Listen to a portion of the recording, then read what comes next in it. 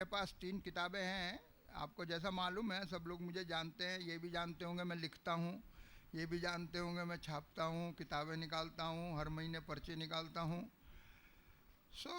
इस वक्त मेरे पास 3 किताबें हैं। एक किताब है ये 20 रुपये की, एक है 30 रुपये की, एक पूरे महीने का 300 पूरे साल का 366 दिन का एक एक दिन का एक एक पन्ना है, और ये है 100 रुपये की। जिसको भी चाहिए मीटिंग के बाद वो मुझसे ले सकते हैं।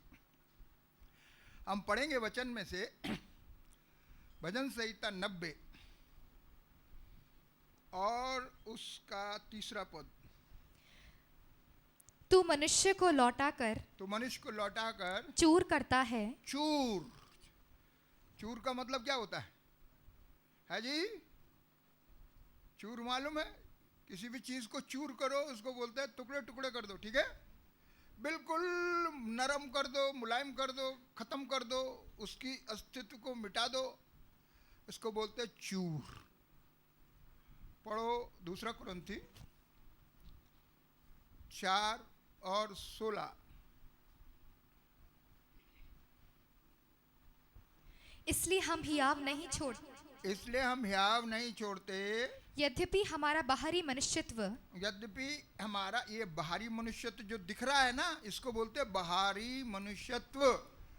यद्यपि हमारा बाहरी मनुष्यत्व नाश भी हो जाता है, नाश होता है। तो भी मेरी बाइबल में ऐसा लिखा, हमारा बाहरी मनुष्यत्व प्रतिदिन नाश होता है। जो हमारा बाहरी मनुष्य जो हम दिख रहे हैं ना, दिख रहे हैं, ये नाश होता है। इसको बोलते चूर करना। परमेश्वर इसको तोड़ता है, इस बाहरी मनुष्यत्व को नाश करता है। किसी की भी बॉडी बनती नहीं है, सबकी बॉडी बिगड़ती है। एक बोलता है मैं तो बॉडी बिल्डर हूं। अरे भाई, बॉडी तो किसी की बिल्ट होती नहीं है, बॉडी तो सबकी बिगड़ती है ना भाई, ठीक है? बड़े बड़े तारा सिंह, किंग कॉन्ग, बड़े बड़े पहलवान आए, ऐसे उठा के आदमी को यूं फेंक दे, लेकिन आज मर गए हो। उससे पहले बीमार हो गए, बीमार होने से पहले कमजोर हो गए, कमजोर कमजोर कमजोर कमजोर कमजोर होते होते एक दिन इस दुनिया को छोड़ के चले गए। तो इसको बोलते हैं बाहरी मनुष्यत्व। शरीर जो हमारा दिखाई देता है, ये रोज रोज रोज रोज रोज रोज कमजोर होता है। इसको बलवान बनाएंगे तो भी कमजोर होगा, और कमजोर रखेंगे तो भी कमजोर होगा। ये कभी भी आपकी बोले तंदुरुस्ती बनाओ बनाओ बनाओ बनाओ बनाओ, हो गए 80 साल के, फिर तंदुरुस्ती कैसी होगी? बनी हुई होगी, बिगड़ी हुई होगी? बिगड़ी हुई होगी भैया। तो इसकी तंदुरुस्ती तंदुरुस्ती किसी की बनती नहीं है। इसलिए ये शरीर नाशवान है, ये शरीर नाश होता है। इस शरीर को वचन कहता है कि परमेश्वर चूर करता है, और इस शरीर को परमेश्वर चूर करता है, और चूर करने के बाद, इसको खत्म करने के बाद, कमजोर करने के बाद, बीमार करने के बाद, वो क्या कहता है? फिर से पढ़ो 90 भजन संहिता और 3। और कहता है हाँ, परमेश्वर चूर करता है, और क्या कहता है? कि हे आदमियों, हे आदमियों, लौट आओ। चलो वापस आओ। क्या कहता है वो? लौट आओ, वापस आ जाओ, बहुत जी लिए, बहुत हो गई दुनिया, वापस। जब आदमी चूर होने लगता है ना, उसको समझना चाहिए ऊपर जाने का टाइम नजदीक आ रहा है। ट्रेन आने से पहले सिग्नल होता है ना, सिग्नल देख के खुशी होती है, ट्रेन आने वाली है, ठीक है? फिर बाद में सचमुच ट्रेन आ जाती है। इसी तरह दुख, तकलीफ, बीमारियां, मुसीबतें आएंगी, आपको खुशी होना चाहिए, ऊपर जाने का वक्त नजदीक आ रहा है, ठीक है? अभी इसी का 10 पद पढ़ो।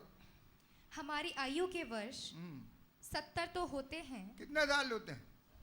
70। आगे, और चाहे बल के कारण बढ़ के कारण 80 वर्ष भी हो जाएं, अब 80 के 800 नहीं होंगे किसी के, होंगे क्या? किसी के 80 हो जाए भाई, 80 के किसी के 200 नहीं होंगे, 150 नहीं होंगे। कोई 200 साल का आदमी है अजमेर में? कहाँ चले गए सब? 200 साल पहले अजमेर नहीं था? अजमेर तो था, लोग नहीं है वो जो थे यहाँ पे, फिर कहाँ चले गए? ऊपर वाला जो है वो क्या कहता है, चूर करके फिर से पढ़ो तीसरा पद। तू मनुष्य को लौटाकर चूर करता है और कहता है कि हे आदमियों लौट आओ। अरे तो बहुत बढ़िया बात है, आदमियों को कहता लौट आओ, औरतों को तो कहते ही नहीं। बढ़िया बात हो गई ना। अभी पढ़ो उत्पत्ति 5 और 2। उसने नर और नारी करके मनुष्यों की सृष्टि की, आदमी और औरत करके आदमियों को परमेश्वर ने सृष्टि की है। आगे, और उन्हें आशीष दी, और उन्हें आशीष दी, और उनकी सृष्टि के दिन उनकी सृष्टि के दिन उनका नाम आदम रखा। क्या नाम रखा? आदम का मतलब आदमी औरतें दोनों हैं, ठीक है? नर और नारी दोनों परमेश्वर ने बनाए, दोनों का नाम क्या रखा है? आदम। जब बोलता आदमियों लौट आओ, इसका मतलब ये नहीं औरतों को नहीं बोल रहा है, आदमी औरत दोनों मिक्स है। मनुष्य जाति बोलते हैं हम, जब मनुष्य जाति बोलते हैं तो उसमें औरत आदमी दोनों आते हैं, ये नहीं होता खाली और आदमी आते हैं, ठीक है? तो ये लौटने की बात सबके लिए है, सबको यहाँ से लौटना है, सबको ये दुनिया छोड़नी है, ये किसी का घर नहीं है। सबसे पहले ये बात समझ लो। बहुत से लोग बोले भाई ये डेविड सिंह को प्रचार करने को बुलाना नहीं है, क्यों नहीं बुलाना? अरे ये तो 6 फुट का खड्डा दिखाता है। अब मैं कहता भैया है तो दिखाता हूं, नहीं है तो काय को दिखाऊं? मेरी बात को झूठ साबित करके बताओ। बोला नहीं नहीं नहीं ऐसे नहीं बनना चाहिए, ये तो बच्चे डर जाते हैं इसमें। अरे बच्चे नहीं, मैं कहा तुम डर जाते हो, बच्चों की तो बहुत उम्र पड़ी है, तुम्हारी खत्म हो रही है ना, तो डर तुम्हें लगता है, बच्चों को नहीं लगता है। क्यों बच्चों पे अपनी बात डाल रहे हो? यह दुनिया हमको छोड़नी है। सबसे पहले ये बात हमारे समझ में उतरनी चाहिए। मैंने तो सबको बोला भाई बुलाओ या न मत बुलाओ, मैं तो खड्डा ही दिखाऊंगा, सीधी बात। और वो ऑटोमेटिक प्रभु ने बंद कर दिया। 8 महीने पहले मेरे बाईपास सर्जरी हो गई, डॉक्टरों ने बोल दिया बोलना भी मत, ये है अब तुम्हारी कोई उम्मीद नहीं है। भाई ठीक है नहीं, लेकिन अब फिर हो गए खड़े तो फिर हो गए, अब फिर बोलने लगे तो फिर बोलने लगे। प्रभु जाने भैया, 70 साल लिखे थे, 70 पूरे हो गए अपने, 70 से भी 9 महीने ऊपर निकल गए। अब 70 और 80 का ग्रेस पीरियड है, जब चाहो बुला लो भाई, आपकी मर्जी है, ठीक है? तो हमको ये दुनिया छोड़नी है। पहले सबको ये भेद समझ में आना चाहिए।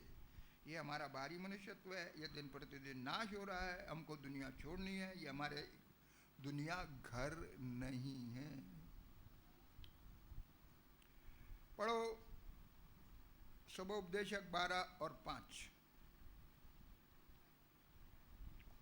फिर जो ऊंचा हो उससे भय खाया जाएगा और मार्ग में डरावनी वस्तुएं जब बुढ़ा हो जाता है ना आदमी, ऊंचा हो उस पे भय। 90 साल के आदमी को बोलो ये सीढ़ी चढ़, अच्छा अच्छा धीरे धीरे, अरे ऊंचा है, डर लगता है। ऊंचा हो उससे भय खाया जाएगा, एक ऐसा दिन आने वाला है आगे। और मार्ग में डरावनी वस्तुएं मानी जाएंगी। अरे सड़क पार करने में डर लगे भैया, इतनी तेज गाड़ियां आती हैं। अब तो मेरे को थोड़ी हिम्मत भी हो गई। पहले तो मेरे को जब मेरा ऑपरेशन हुआ उसके बाद मैं बोला भाई मैं तो घर से बाहर निकलता ही नहीं, डर लगे यार।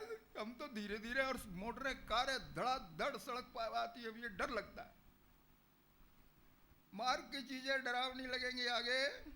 और बादाम का पेड़ फूलेगा, बाल सफेद हो जाएंगे आगे। और टिड्डी भी भारी लगेगी। अरे टिड्डी भी भारी, पहले तो 20 किलो 30 किलो 40 किलो में तो हमेशा वजन उठा के ही चलता था। मेरे पास किताबों का काम है, किताबें हमें वजन होता है, वजन लेके चलता था। और एक टाइम तो ऐसा आया मेरा बैग उठाना भारी लग रहा। अभी तो क्या होता है, मैं जब बाइबल पढ़ता हूँ, पढ़ते पढ़ते बाइबल भी भारी लगती है और फिर ऐसे गिर जाती है, फिर मैं सो जाता हूँ। सो ये एक उम्र होती है, उम्र हर उम्र में नहीं है ऐसा, लेकिन ये उम्र होती है। अगर आपके पास आज ताकत है तो ऐसा मत सोचो ये परमानेंट है, ये सब टेम्पररी है। आपके साथ भी ऐसा होगा, जब उम्र बढ़ेगी आपके साथ भी ऐसा ही होगा। और आगे पढ़ो। और भूख बढ़ाने वाला फल फिर काम न देगा। कुछ भी खा लो, भूख ही नहीं लगती। कल हमारे घर में गए, एक अजीज बुजुर्ग बहन है, 1 साल से खाना नहीं खाया उन्होंने। कितने दिन से? भूख ही नहीं लगी। मैंने भी 4 महीने खाना नहीं खाया। क्यों? भूख ही नहीं लगी। और 29 किलो वजन कम हो गया, 29 kg मेरा वजन कम हो गया। भूख ही नहीं लगती। भूख फैलाने का फल काम नहीं आएगा। आ गया काम, अब मेरी तो दोबारा लगने लगी, प्रभु का धन्यवाद है भाई, अब तो खाने लगा है। लेकिन अगर उसकी मर्जी नहीं तो नहीं। अपने हाथ में कुछ नहीं है, सब कुछ ऊपर वाले के हाथ में है जी। जवान आदमी है, बुखार आ गया, यूं आ गया, उसे ही खाना अच्छा नहीं लगे। अगर ये हम खाना खाते हैं, ये भी उसकी दया है भाई, ये भी उसकी दया है। क्योंकि कितने लोग हैं जो खा नहीं सकते हैं। उसके आगे पढ़ो, क्या लिखा है? क्योंकि मनुष्य अपने सदा के घर को जाएगा। कहाँ जाएगा? सदा का घर कहाँ है? अरे भाई, घर वापसी करो। घर तो सदा का ऊपर है, अब सबने को वापस जाना, सबको वापस जाना। सबकी घर वापसी होगी, सबकी। और जिन दिनों में जब मैं ये बीमारी के बिस्तर पे था, उस टाइम पे लिखता था खूब बढ़िया, तो खुदा ने ये थॉट दिया, घर वापसी की बहुत जोर चल रहे। अब मैंने कहा ये मैसेज लिखता हूं, घर वापसी। फिर मैं कहा यार, अगले ने छापा नहीं तो, क्योंकि मैसेज खतरनाक है। जो छापने वाला है उसको लगा यार ये तो हमारी भी घर वापसी कर रहा है। छापने वालों की 8 आदमियों की टीम आई उल्लासनगर से, और मैंने उनको पूरा मैसेज सुना दिया। मैं कहा भाई देखो, अगर तुम छापोगे तो लिखूंगा, मेरे को लिखने में बहुत तकलीफ होती है, 2-4 पेज लिखता हूँ, थक जाता हूँ, फिर भी मैं लिखूंगा अगर तुम छापोगे तो। मैं कहा मैं नहीं लिखूंगा यार, मेहनत बेकार जाएगी। नहीं लिखो यार, हम तो छापेंगे। सचमुच छाप दिया उन्होंने। जब वो मैसेज आउट हुआ, इतने फोन, अरे भाई आज हमको पता लगा घर वापसी क्या है। आज तक तो हम यही समझते थे भाई, ये नारे लग रहे हैं घर वापसी। अरे घर तो ऊपर है अपना, सबको वहां जाना है, सबकी घर वापसी होगी। कोई चाहे तो भी होगी, नहीं चाहे तो भी होगी। सदा का घर हमारा ऊपर है भाई, और हम सबकी घर वापसी होगी। हम सबको अपने सदा के घर में वापस जाना है। फिर क्या करना है जी? और रोने पीटने वाले, बस जी, रोने पीटने वाले तो रोएंगे ही। घर वापसी कोई पसंद थोड़ी करता है। अगला तो चला गया, बाकी तो रोने पीटने वाले चालू हो जाते हैं। मेरी घर वापसी का टाइम है, डॉक्टर ने कहा भैया इसकी तो घर वापसी है, अब ये नहीं बचेगा, तो घर वालों ने रोना पीटना चालू कर दिया।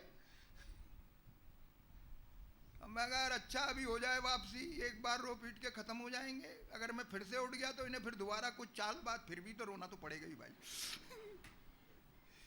लेकिन वो तो उठ गया फिर, चलो भाई। मैं कहा खुदा तेरी मर्जी है तो फिर रुलाना दोबारा, तू जाने, मैं क्या जानू भाई। मैं तो तैयार हूं घर वापसी के लिए।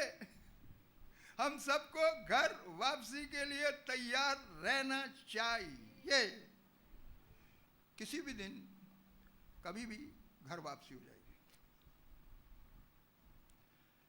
एक तो औरत है, जवान औरत है, सुबह सुबह उठती है, अपने आदमी को बोलती है मौत का फरिश्ता आया है,